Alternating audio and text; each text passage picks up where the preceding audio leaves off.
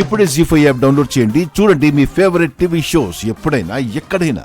మీ అత్తగారు వాళ్ళు ఏమనుకుంటారో ఆలోచించావా? అయ్యో అదేం లేదత్తయ్య. రామలక్ష్మి చాలా మంచి ప్లేయర్. పెళ్ళయ్యాక తన ఇంట్లోనే ఉండిపోవడం నాకు ఇష్టం లేదు.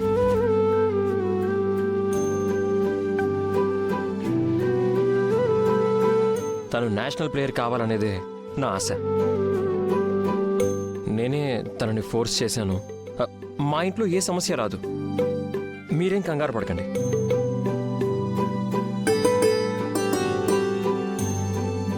మీ అనుమతి కోసం తను ఇక్కడికి వచ్చింది. మీరు ఆశీర్వదిస్తే తను ఏదైనా సాధిస్తుందనే నమ్మకం నాకుంది. కాదనకండి. ఏ ఆడపిల్లకైనా పెళ్ళయ్యాక కొత్త జీవితం మొదలవుతుంది. పెళ్లికి ముందున్న ఆశలు, అలవాట్లు పుట్టింట్లోనే వదిలేస్తారు. నువ్వలా కాకుండా నీ ఆశయం వైపు అడుగులు వేస్తానంటున్నావు.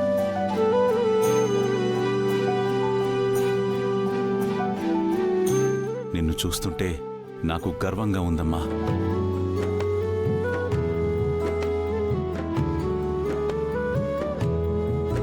మీ ఇద్దరి ఆశ, ఆశయం ఒకటే అవ్వడం, శౌర్య నిన్ను ప్రోత్సహించాలనుకోవడం నీ అదృష్టం రామా.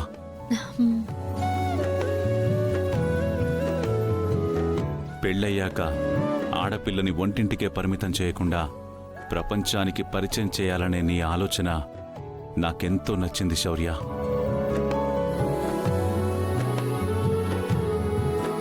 ఆశీర్వాదం తీసుకో. నాన్న, నన్ను ఆశీర్వదించండి. విజయోస్తు.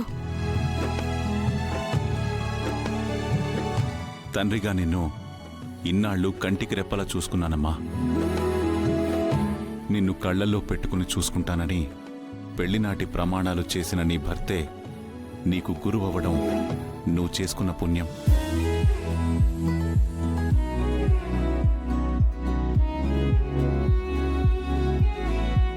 ద్రోణాచార్యుడు శిష్యరికంలో అర్జునుడు ఎంతటి వీరుడయ్యాడో అలాగే నువ్వు కూడా అంతటి కీర్తిని సంపాదించాలి.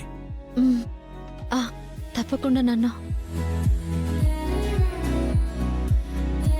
ఆడపిల్లని అత్తారింటికి పంపించేశాక అప్పుడప్పుడు నువ్వు వచ్చినా సరే నీ వెంట అల్లుడుగారే కాదు, నువ్వు గెలిచిన ట్రోఫీలు కూడా రావాలి.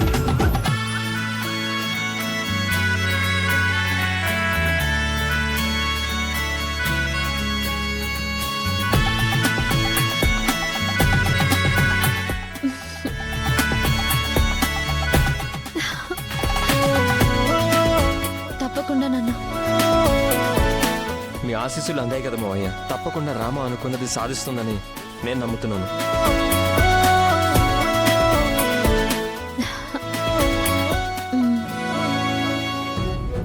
నీ జీవితంలాగే ఆజ్య జీవితం కూడా బాగుపడితే బాగుండు. తను కూడా మళ్ళీ గాడిన పడితే బాగుండు.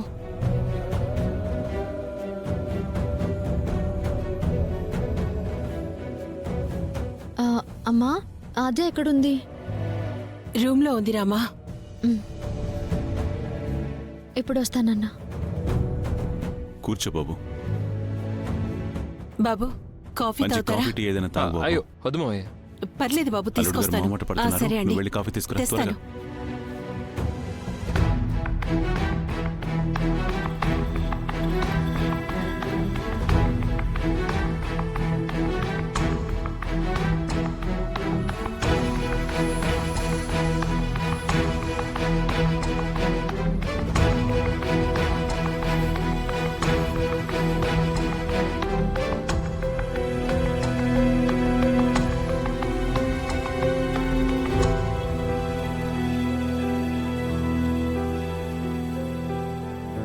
ఆద్యా, రామా,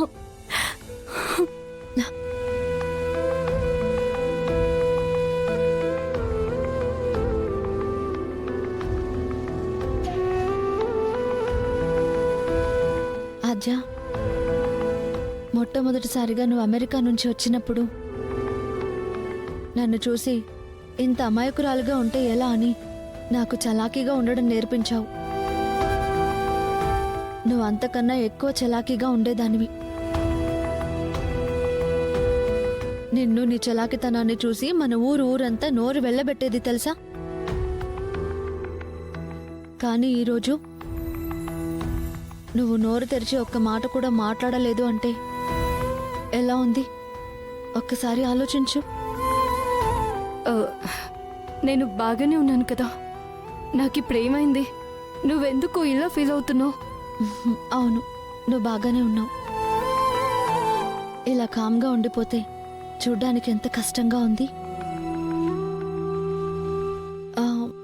బావ అలా చేసినందుకు బాధపడుతున్నావా?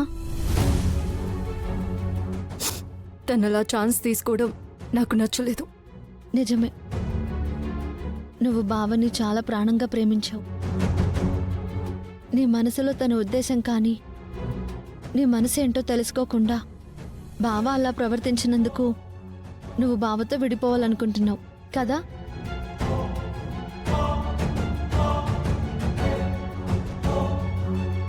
అసలు ఇదంతా ఎందుకు జరిగింది? కేవలం నా కోసమే కదా? నిజానికి నువ్వు శిక్షించాల్సింది బావని కాదు, నన్ను. అవునాద్య, మా ప్రేమని నువ్వు గెలిపించడానికి నువ్వు ఓడిపోవడం నాకు నచ్చట్లేదు. నేనెప్పుడూ ఓటమిని ఒప్పుకోను రామా. శ్రీను లైఫ్లో నుంచి తప్పుకుంటున్నానంతే. అయితే కోపం ఉందా? అది కరిగిపోతుందిలే. కోపం కరిగిపోవచ్చేమో కానీ నా మనసు కరగదు.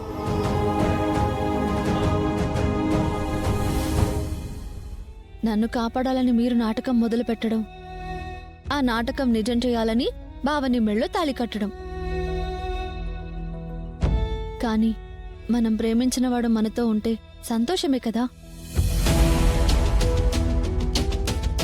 నేను ప్రేమించిన శౌర్య సార్ని పెళ్లి చేసుకుని నేనిప్పుడు సంతోషంగా లేనా? ఒక్కసారి పాజిటివ్గా ఆలోచించి చూడు.